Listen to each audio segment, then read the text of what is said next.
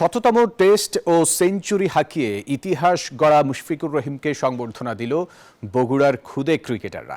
শহীদ চান্দু স্টেডিয়ামে তাদের পক্ষে মুশফিকুর রহিমের হাতে ফুল ও সম্মাননা স্মারক তুলে দেন জাতীয় দলের আরেক ক্রিকেটার তাওহিদ হৃদয়। এ সময় মুশফিক জানান, বগুড়ায় একটি ক্রিকেট একাডেমি করতে চান তিনি। ক্রিকেটই মুশফিকুর রহিমের জান, ক্রিকেটই তার প্রাণ। বিকেএসপির জীবন থেকে এখন পর্যন্ত এই ক্রিকেটার যেখানেই যান থাকেন না অনুশীলন ছাড়া।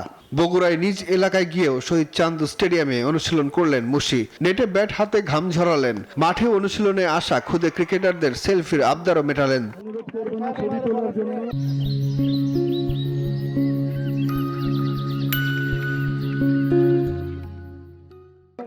বগুড়ার ছেলে মুশফিকুর রহিমকে শহীদ চান্দু স্টেডিয়ামে ফুলেল শুভেচ্ছার সাথে সমমনা স্মারক দিলেন স্থানীয় খুদে ক্রিকেটাররা। তাদের পক্ষে মুশির হাতে সম্মাননা তুলে দেন আরেক জাতীয় দলের ক্রিকেটার তাওহিদ হৃদয়। এমন সম্বর্ধনা দারুণ উপভোগ করেন মুশফিক। সংবর্ধনা পেয়ে থাকেন বা কোনো, এগুলো অবশ্যই সামনের দিকে আপনাকে ইন্সপায়ার করে ভালো কিছু করার, আর নিজেকেও এখন আরো অনেক ইয়াং মনে হচ্ছে, ইয়াং প্লেয়ারদের সাথে শেয়ার করে।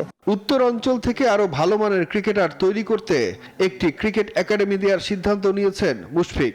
আমাদের এরকম একটা ফ্যাসিলিটিস থাকা দরকার যেখানে কিনা আমাদের লোকাল যারা প্লেয়ার আছে, যারা ম্যাক্সিমাম সময় বগুড়ায় স্টে করে, তারা যেন এনাফ অপরচুনিটি পায়। জাতীয় দলের ক্রিকেটার হৃদয় জানান, এই অঞ্চলের প্রায় সবাই মুশফিকুর রহিমকেই অনুসরণ করেন।